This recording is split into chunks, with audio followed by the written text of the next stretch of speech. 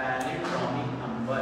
जैसे बचपन में जैसे आपने पढ़ा होगा नर्सरी में या जब LKG में होंगे तो 3 वर्ड का 3 अक्षर का पढ़ा होगा, ठीक है। 3 अक्षर के वर्ड जब हम लोग पढ़ते थे तो हम लोग ऐसे पढ़ते थे ज ल ज जलज, न य न नयन। तो इधर से भी पढ़ने में सेम आता था और इधर से भी पढ़ने में सेम आता था।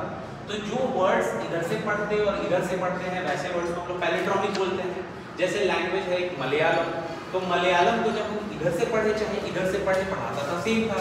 तो वैसे वर्ड्स को हम लोग पैलिंड्रोमिक बोलते थे। मैथमेटिक्स में जब नंबर इधर से और इधर से पढ़ने में सेम हो जाए तो हम लोग उसको पैलिंड्रोमिक नंबर बोलते हैं। जैसे 1 2 1, जैसे 3 3 3, जैसे 3 1 3, जैसे 1 2 और यहाँ 2 लगा दिया। तो वैसे वर्ड्स वैसे जो नंबर्स जो रिपीट होंगे चाहे इधर से करे चाहे इधर से करे। इसी बीच में हमने देखा था पैलिंड्रोमिक नंबर्स का और भी बहुत सारा एग्जांपल जो कि वक्त के फॉर्म में था, टाइम के फॉर्म में था। जैसे आपसे मैंने क्वेश्चन पूछा था, बुक में ही था तो बुक वाला हम लोग वही करते हैं कि 1 बजे से लेके 2 बजे के बीच में पैलिंड्रोमिक नंबर कितना बार आएगा। 1 PM से लेकर के 2 PM के बीच में पैलिंड्रोमिक नंबर कितने बार आएगा। हाँ, पैलिंड्रोमिक नंबर टाइम में बताना। जैसे 1:01 क्या ये पैलिंड्रोमिक है। 1:02 क्या ये पैलिंड्रोमिक है। नहीं है। पैलिंड्रोमिक इधर से भी और इधर से भी पढ़ने में सेम आना चाहिए। अब क्या 1:12 है। नहीं है। 1:11 तो है, 1 1 1 1 हो रहा है। 1:21 तो पक्का है। वैसे ही 1 कितना मिनट और आएगा। मतलब ऐसे बहुत सारे 31 41 ऐसे कर करके जाएगा। तो ऐसे नंबर 1 बज करके फिर ये 42, फिर 1 के बाद 52, 42 नहीं 41, 151 और 60 सेकेंड या 60 मिनट से पहले तक ये ऐसे ही चलेगा। तो जब रिपीट होगा इधर से इधर से इधर से इधर से तो उसको हम लोग बोलेंगे पैलिंड्रोमिक। तो पैलिंड्रोमिक समझ में आया। वैसे नंबर जब मैथ्स में हम लोग इधर से लिखे चाहे इधर से लिखे दोनों तरफ से उसको सेम पढ़ा जाता है। फिर हमने डेट देखा था, डेट वाला याद है। डेट वाला याद है। अगर मैं आपसे दे दूं कि 2019 को पैलिंड्रोमिक डेट बना के बताइए क्या बनेगा। 2019 का कोई पैलिंड्रोमिक डेट तो इधर से हम पलटने की कोशिश करते हैं तो 9102 2019 क्या बन पाएगा। कोई ऐसा डे होता है जिसमें 90 बनाता है, कभी नहीं आता है। तो इसका कभी नहीं बन पाएगा कभी भी कैलेंडर में। कैसे बन, किसका बनेगा 21 2021 का लेके देखते हैं।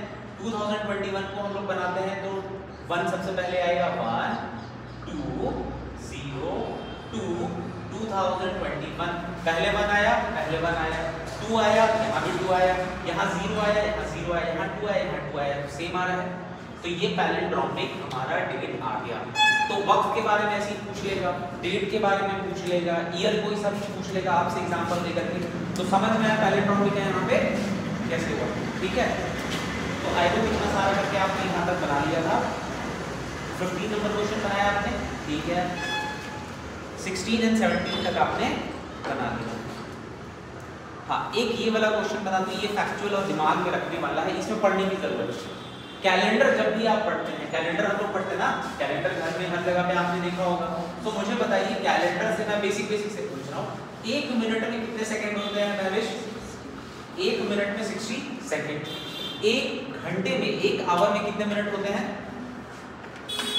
60 मिनट्स होते हैं। और पूरे दिन में, एक दिन में टोटल कितने आवर होते हैं 24 आवर होते हैं।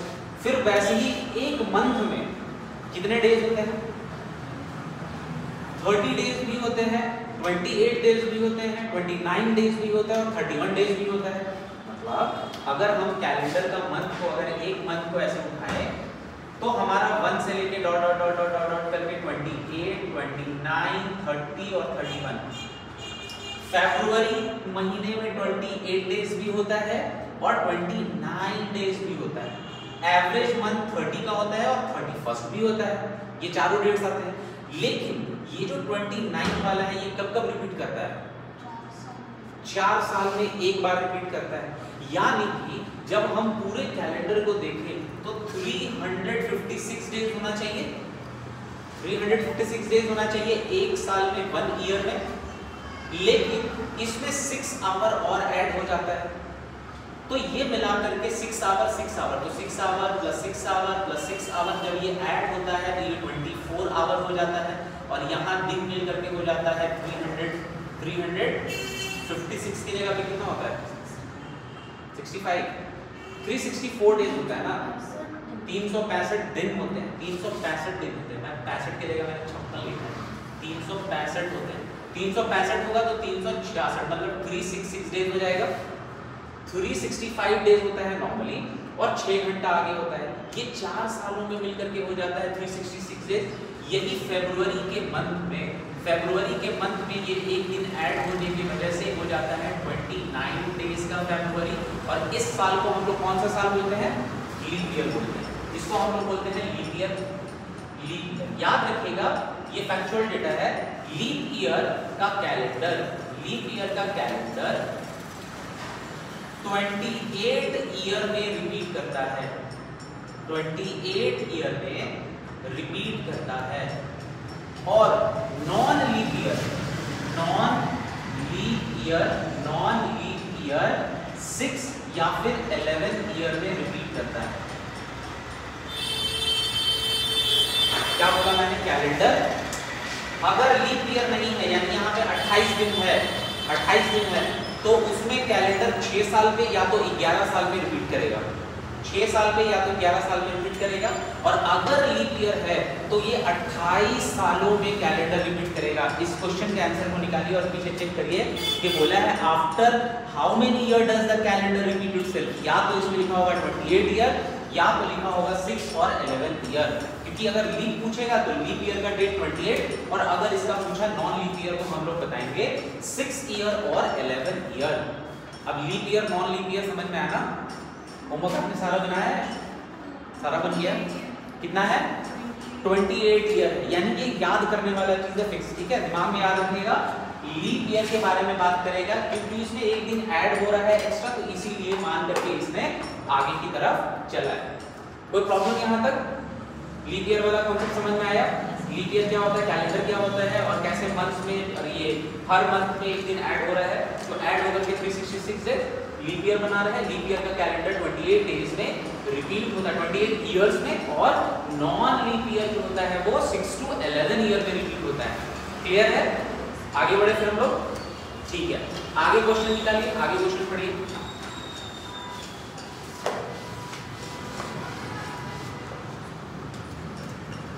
आगे क्वेश्चन क्या बोल रहे हैं यहाँ, क्वेश्चन नंबर 19, इसको पढ़िए, कौन सा है क्वेश्चन, पढ़िए।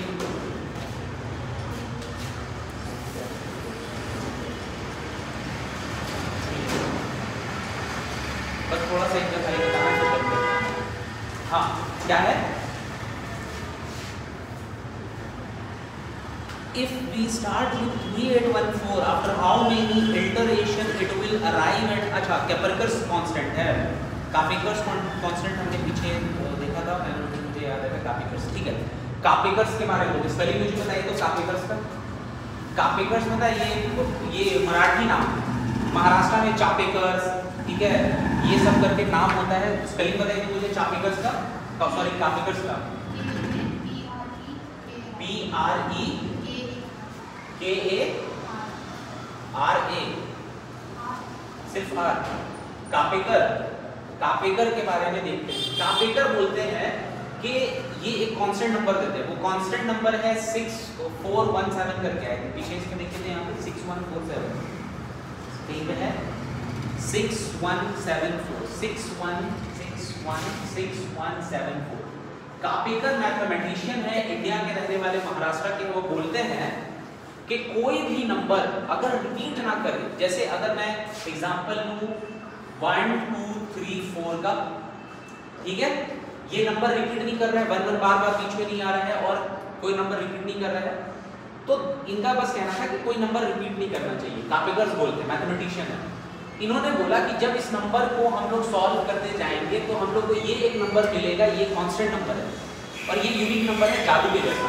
आप भी निकाल सकते हैं इसके वैल्यू को। अपने फ्रेंड को मिलेगा और बोलिएगा कि तुम मुझे कोई सा भी 4 डिजिट का नंबर दो, अलग अलग नंबर होना चाहिए था, और मैं उसको कुछ मैथ्स का सॉल्व करके उसके आंसर इतना ला के दिखाऊंगी। मैं कैसे करेंगे? तो कापेकर बोलते हैं कि इस नंबर को पहले डिक्रीजिंग ऑर्डर में सेट करो, डिक्रीजिंग ऑर्डर में सेट करो, और फिर इसको इंक्रीजिंग में सेट करो। ठीक है, पहले इंक्रीजिंग में, डिक्रीजिंग में, इंक्रीजिंग में शॉर्ट कर लिया, फिर ये बोलते हैं कि डिक्रीजिंग माइनस इंक्रीजिंग कर लो। क्या बोला?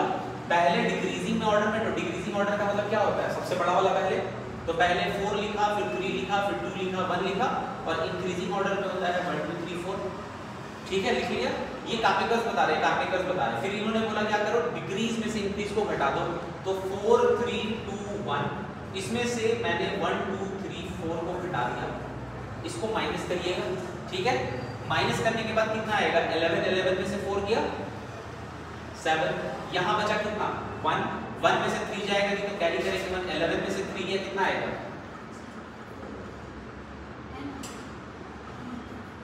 8 आएगा। मैं वही देखो नीचे आप देख रहे हैं, यहाँ बचा कितना? 2 2 में से 2 गया 0, यहाँ 4 4 में से 1 गया 3, ये तो नंबर आया नहीं, ये नंबर आया नहीं। तो कापेकर बोलते हैं कि इस नंबर को फिर से एक बार रिपीट करो, इसको फिर से इंक्रीज और डिक्रीज करो। तो इसको डिक्रीज करेंगे और इंक्रीज, तो डिक्रीज हो जाएगा। आपको सबसे बड़ा नंबर कौन है? 8 है, फिर है 7 है, फिर 3 है और 0 है। इंक्रीज कौन होगा? 0 है, 3 है, 7 है और 8 है। फिर ये क्या बोलते हैं? डिक्रीज में से इंक्रीज को माइनस करो, डिक्रीज माइनस इंक्रीज। क्या कर देंगे? डिक्रीज वाले को लिखेंगे 8 7 3 0 माइनस 0 3 7 8, इसको माइनस करेंगे, 10 में से 8 गया 2, यहाँ बचा कितना? 2 2 में से 7 जाएगा नहीं, हाथ से लेंगे तो 12 12 में से 7 गया, यहाँ बचा 5, यहाँ बचा 6 6 में से 3 जाएगा तो बचेगा 3, और 8 में से 0 जाएगा तो बचेगा 8। ये नंबर फिर से आया। फिर ये बोलते हैं फिर से इस नंबर को रिपीट करो, इस नंबर को फिर से रिपीट करिए, डिक्रीजिंग इंक्रीजिंग। अब कॉपी में इसको लिखिए और इसको डिक्रीजिंग इंक्रीजिंग करके स्टेप समझ में आ गया ना। और जहां जहां पर ये आया है, जैसे आप फर्स्ट ले रहे हैं यहाँ पर, तो फर्स्ट, यहाँ पे आपने लिया सेकंड, यहाँ से आपको आ रहा है थर्ड। तो ये जो वर्ड इन्होंने लिखा है यहाँ पर, इस वर्ड को क्या बोलते हैं? इटरेशन। इटरेशन का मतलब आप कितने बार, आपने एक नंबर को लिया, एक बार में लेके यहाँ सॉल्व किया, ये पहला iteration, second iteration, third iteration. जब करते करते करते आप 5 इटरेशन के बाद या 2 इटरेशन के बाद, 3 इटरेशन के बाद, 6 इटरेशन के बाद इस नंबर पे पहुंचेंगे, लास्ट में आप लिख देंगे after 5 iteration we get this number, और वही करके आंसर कर देंगे। तो इटरेशन पूछेगा 4 इटरेशन 5 इटरेशन कैसे, समझ में आया? इंक्रीजिंग और डिक्रीजिंग कैसे होगा, और इसी बेसिस पर सारा है। ये क्वेश्चन बहुत इंपॉर्टेंट है, इस पे क्वेश्चन नंबर वो बनाइएगा। तो यहाँ तक मैंने किया है, इसको सॉल्व करिएगा। ठीक है, इसको सॉल्व करने के बाद एक और क्वेश्चन को सॉल्व करिएगा, 3 2 0 1। ये इसके बाद एक एग्जांपल है, ये